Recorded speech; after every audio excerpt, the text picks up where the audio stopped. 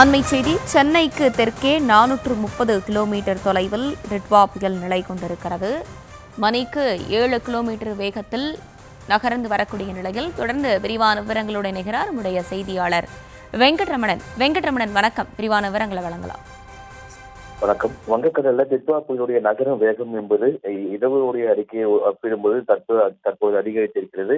குறிப்பாக கடந்த 6 மணி நேரத்துல இலங்கையின் கடலோர பகுதிகளிலையும் அதனை ஒட்டிய தென்கிழக்கு வங்கக்கடல் பகுதியில டிட்வா புயலானது மணிக்கு 7 கிலோமீட்டர் வேகத்தில் வடக்கு நோக்கி நகர்ந்து இன்று அதிகாலை 2:30 மணி நேரப்படி அதே பகுதியில நிலை கொண்டிருக்கிறது.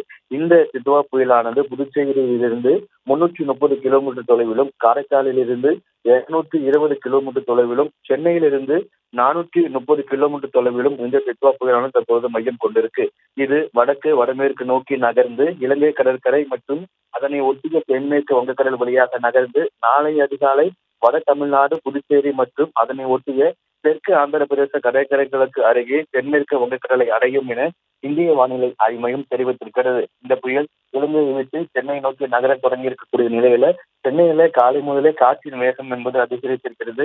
ஒரு சில பகுதிகளில் மழை பெய்ய தொடங்கி இருக்கக்கூடிய நிலையில வடகடலோரம் ஒட்டியிருக்கக்கூடிய மாவட்டங்கள்ல இன்றைய தினம் காற்றுடன் கூடிய மிக கனமழை முதல் அதிகனமழை வரை பெய்யலாம் என ஏற்கனவே சென்னை வானிலை ஆய்வு மையம் தெரிவித்திருக்கக்கூடிய நிலையில சென்னையில தற்பொழுது முதலே பல்வேறு பகுதிகளில் பலத்த காற்றுடன் கூடிய மழை என்பது தொடங்கி இருக்கிறது. இந்த நிலையில தான் இந்த புயலானது இன்று அதிகாலை 2:30 மணி நிலவரப்படி 6 மணி நேரத்தில் நகர்ந்து 7 கிலோமீட்டர் வேகத்துல வடக்கு நோக்கி நகர்ந்து வருவதாக வானிலை ஆய்வு மையம் தெரிவித்திருக்கிறது.